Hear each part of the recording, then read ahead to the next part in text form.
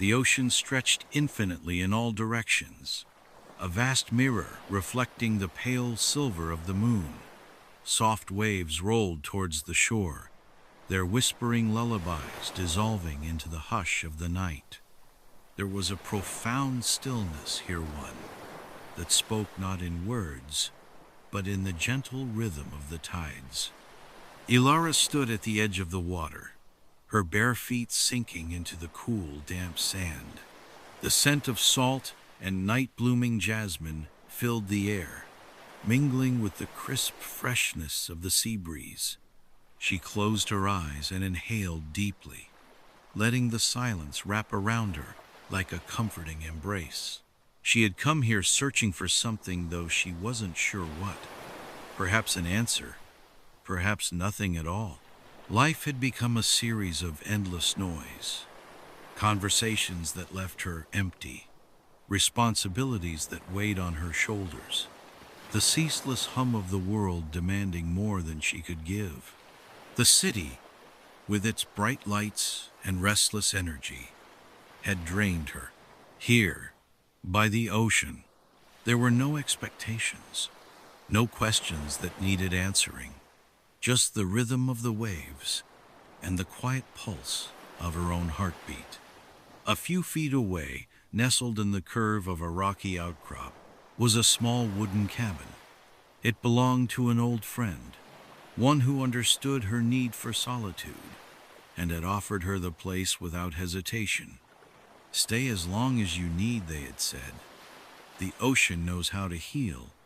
Elara had arrived before dusk, watching the sun melt into the horizon as she unpacked the essentials: a warm sweater, a notebook, a few well-loved books.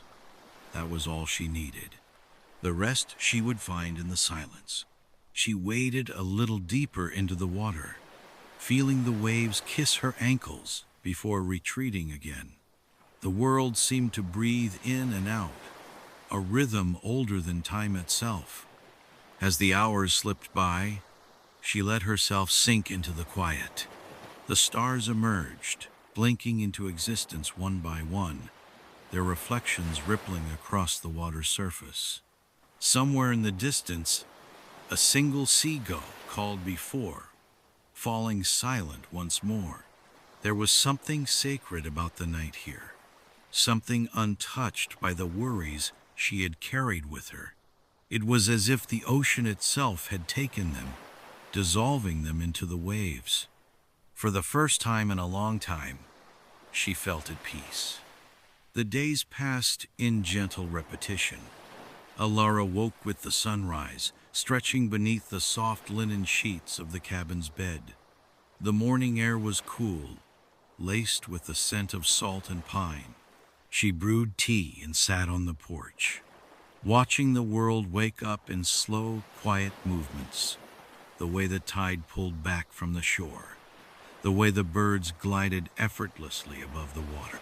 She spoke to no one, not out of loneliness, but out of a quiet reverence for the silence.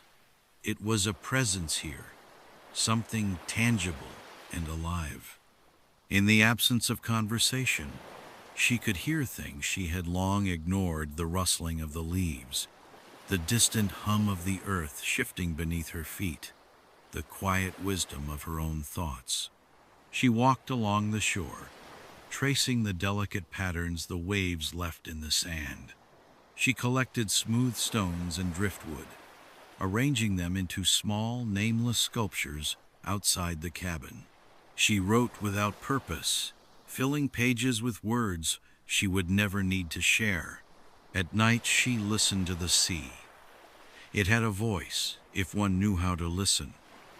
Not in words, but in the way the waves moved, in the hush between them.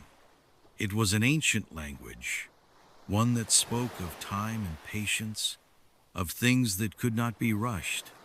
And slowly, like the tide returning to shore, she felt herself come back to life. One evening, as she stood at the water's edge, she felt a shift in the air, a quiet knowing. She had come here seeking peace, and she had found it not in the absence of sound, but in the presence of a deeper, more profound silence. She realized then that she was ready, not to leave, but to carry this quiet with her. The ocean had given her something precious, a stillness that she could take with her, no matter where she went. As she turned back toward the cabin, the waves whispered one last time, their voice woven with the hush of the night. And in the space between their rise and fall, Elara finally understood.